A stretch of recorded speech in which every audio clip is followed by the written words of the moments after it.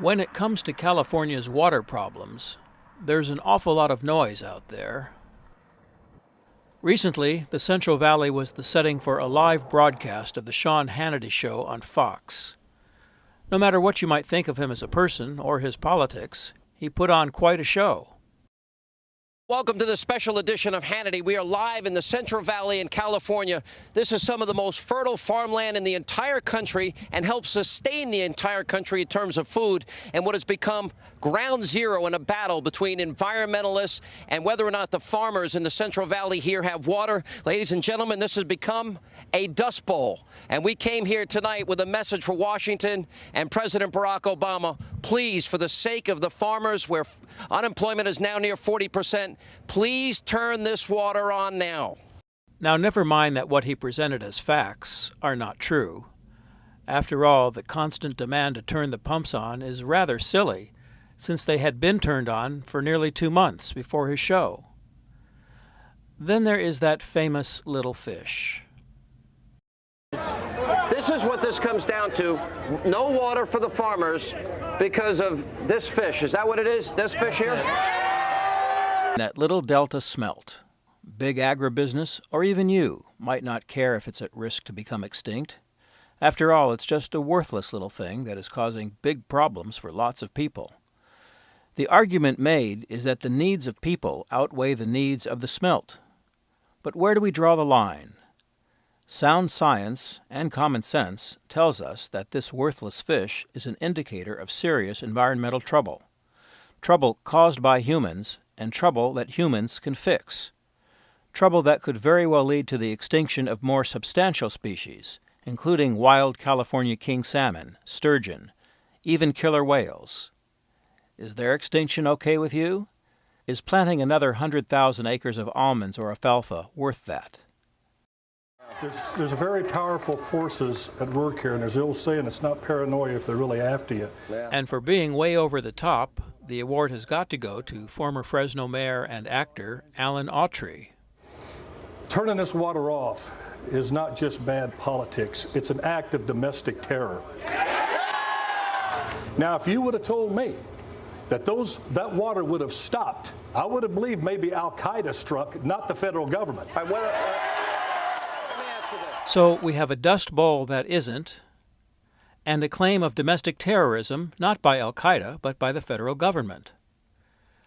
Maybe Governor Schwarzenegger can bring some sensibility to the discussion. And joining me now from Sacramento is the governor of the great state of California. Governor Schwarzenegger is with us. Governor, thank you for being here. Thank you.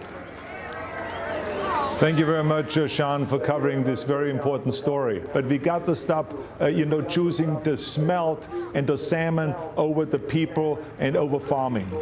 Huh? What did he say? Did he just equate the delta smelt and salmon on the same plane? Did he imply that neither one is as valuable as people and farming? Let's play that comment again. But we got to stop, choosing the smelt and the salmon over the people, and the salmon over the people, and the salmon over the people, and the salmon over the people, and the salmon over the people, and the salmon over the people, and the salmon over the people, and the salmon over the people, and the salmon over the people, and the salmon over the people. Just so we're clear here, no one disputes the importance of agriculture to the California economy and the extraordinary significance of the crops that help feed the world. But the governor offhandedly dismisses the importance of wild California king salmon. Maybe it was the heat of the moment, but the impact was to dismiss the value of an extraordinary high-protein food and the economic benefits that both commercial and sport fishing bring to California. See for yourself. Now, we have to go back to 2006, which was the last time salmon fishing was allowed.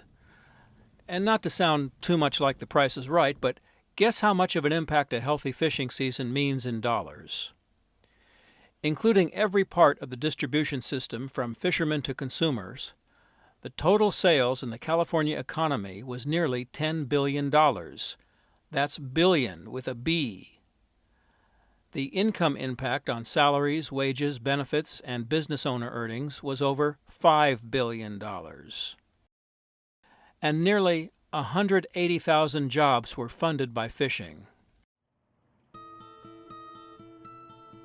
There are thousands of inlanders who call themselves fishermen. These men and women sport fishing enthusiasts drive hundreds of miles to go fishing, and they spend big bucks to do it. Add sport and recreational fishing into the equation, and you come up with a total sales impact of over $1.3 billion. Another $723 million in salaries and wages, benefits and property income, and more than 9,000 full and part-time jobs. So when someone says a 2-inch minnow is worthless and then adds salmon to the argument, you are hearing ignorance, bias, or greedy self-interests. The governor should know better. The people of California deserve a better understanding about the choices that drought forces on each of us. This is way more complicated than fish versus people or fishermen versus farmers. But as long as there are people on TV spewing intentionally misleading statements, the only thing that will happen is more noise and less understanding. What can you do to turn down the noise and allow a little light to shine on the bigger picture? Share this video and other videos in the Salmon Water Now video library. That's an easy start. And thank you for taking the time to watch, to learn, and to think about this most important challenge facing every Californian. With your thoughtful understanding, we just might be able to craft a water policy that works for people, agriculture, and salmon. Salmon water, now.